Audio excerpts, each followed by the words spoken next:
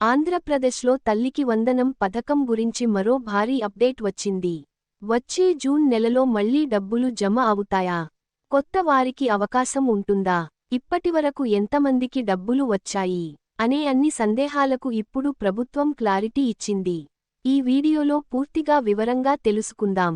ముందుగా తల్లికి వందనం పథకం గురించి చిన్నగా చెప్పుకుంటే, ఇది సూపర్ 6 హామీల్లో చాలా ముఖ్యమైన పథకం.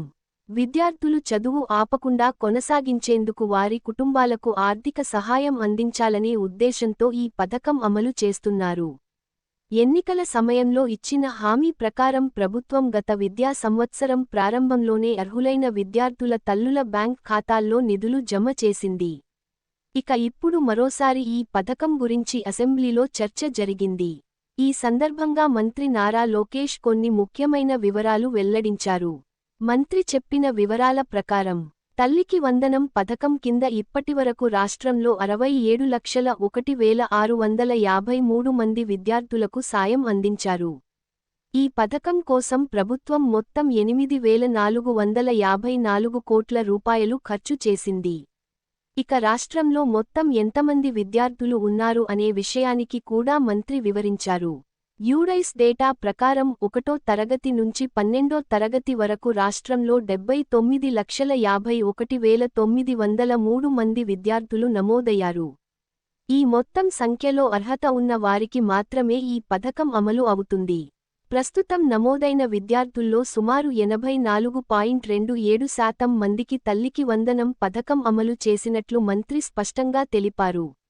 అయితే అసెంబ్లీలో అధికారికంగా యూడైస్లో నమోదైన విద్యార్థుల సంఖ్య 79,51,000 మంది మాత్రమే అని తెలిపారు. ఇక గత ప్రభుత్వంతో పోల్చి కూడా మంత్రి కొన్ని గణాంకాలు వెల్లడించారు. గత ప్రభుత్వం ఉన్న సమయంలో యూడైస్లో నమోదైన విద్యార్థుల సంఖ్య 81,72,224 మంది ఉండగా, అందులో కేవలం 42,33,098 మందికి మాత్రమే, అంటే సుమారు 52% మందికే సాయం అందించారని తెలిపారు.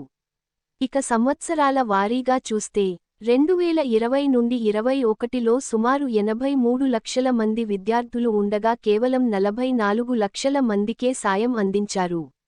2021 నుండి 22లో 82 లక్షల మంది విద్యార్థులు ఉన్నా 43 లక్షల మందికే సాయం ఇచ్చారు.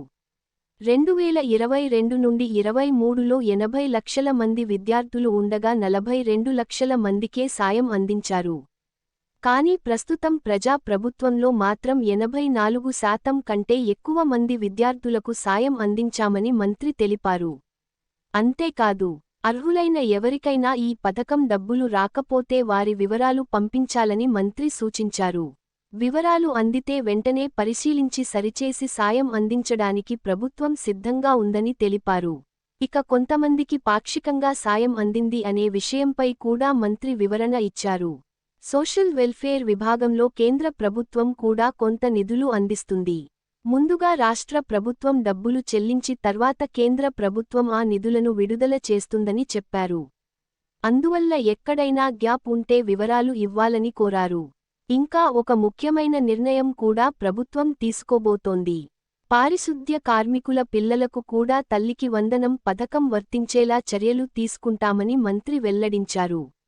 ఇక అందరూ ఎక్కువగా ఎదురు చూస్తున్న విషయానికి ఏమిటంటే, మళ్లీ డబ్బులు ఎప్పుడు వస్తాయి? ప్రభుత్వ సమాచారం ప్రకారం వచ్చే జూన్ నెలలో మరోసారి తల్లికి వందనం పథకం కింద అర్హులైన విద్యార్థుల తల్లుల బ్యాంక్ ఖాతాల్లో నిధులు జమ చేసే అవకాశం ఉంది. అంటే ప్రస్తుతం ఉన్న లబ్ధిదారులతో పాటు కొత్తగా అర్హత పొందిన విద్యార్థులకు కూడా అవకాశం ఉండొచ్చు. కాబట్టి మీ కుటుంబంలో స్కూల్ లేదా కాలేజ్ చదువుతున్న విద్యార్థులు ఉంటే ఈ పథకం గురించి తప్పకుండా తెలుసుకోవాలి. అర్హత ఉంటే ఈ పథకం ద్వారా మంచి ఆర్థిక సహాయం పొందే అవకాశం ఉంటుంది. ఇలాంటి ప్రభుత్వ పథకాల తాజా అప్డేట్స్, ఉద్యోగ సమాచారం, స్కాలర్షిప్ వివరాలు